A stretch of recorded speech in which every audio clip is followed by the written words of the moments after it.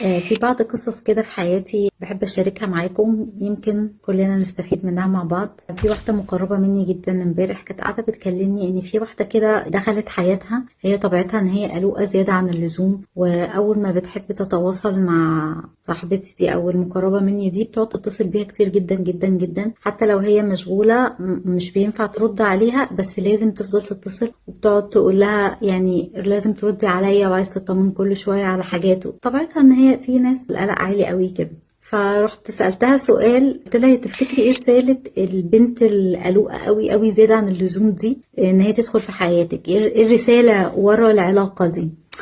فابتسمت كده قالت رسالة، وحسيت بقى ان انا ايه يعني كبرت الموضوع جدا. فقمت قلت لها لا ما تستغربيش ولا حاجة، احنا في بعض الشخصيات بتدخل حياتنا وعلاقات او بيحصل لنا مواقف او بنتحط في ظروف علشان بيكون ربنا بيبعت لنا من خلال العلاقة دي او الموقف دوت فعلا رسالة او حاجة احنا عايزين نتعلمها. بس هي حتة ان احنا مش متعودين على المايند سيت دوت، ان انا اوقف نفسي كده وافهم يا رب انت بعت لي الموقف ده ليه، يا رب انت حطيتني في الظرف ده ليه، يا رب انت عايزني اتعلم ايه من خلال العلاقة اللي دخلت حياتي دي اللي شقلبت 3 ايام او يومين من حياتي معيشاني في توتر رهيب قوي. فكونسبت ان انا كل ما ابتدي افكر ايه الرسالة او الدرس اللي ربنا عايزني اتعلمه، ده بيعلي وعيك جدا، بيخليكي كده مش ريشة في مهب الريح، اللي يحصل لك يحصل لك في اي وقت وخرجتي من التجربة وما اتعلمتيش حاجة. لا، بيخلي عندك اورنس مختلف. يعني حتى المرض، لو ميكروب جالك في بطنك واحد خلاكي ما تعرفيش تهضمي، عندك مشاكل مثلا في الاخراج،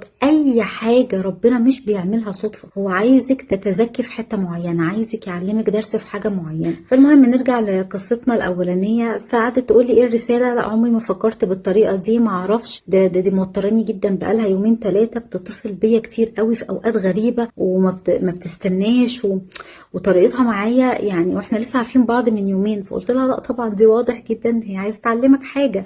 الشخصية المقربة مني دي هي متوترة ومتضايقة من الست جدا اللي دخلت في حياتها دي، وعندها مشاعر غضب بس هي كبتاها، ولما بتيجي تتواصل معاها بتكلمها بمنتهى الهدوء ومفيش مشكلة وبتريحها وبتطمنها، ومشاعرها جواها عكس خالص خالص براها. فانا قلت لها لا، هي انت محتاجة ان انت تبين لها بكل ذوق وادب ان انت متضايقة جدا من اسلوبها، ان هي بتحاول تخترق حياتك في اوقات كتير مختلفة وما بتهداش غير لما تردي عليها. فطبعا العلاقة دي انا ده استنباطي انا الخاص، هي عايزة تعلمك ازاي تعرفي تحطي حدود لنفسك، ازاي انتي تقولي لها انا مسموح ان انا استقبل مكالمات من وقت كذا لكذا، لو انا ما ردتش عليكي ما ترجعيش تكلميني بعديها 100,000 مرة. هي الشخصية دي مش حازمة في العلاقات، بتحرق. ايه الفايدة بقى من القصة دي كلها؟ ان احنا محتاجين اول حاجة ان احنا نطور المايند سيت، طريقة التفكير بتاعتنا. لما نلاقي ناس مش متوافقين خالص مع روحنا دخلوا حياتنا وبيرهقونا جدا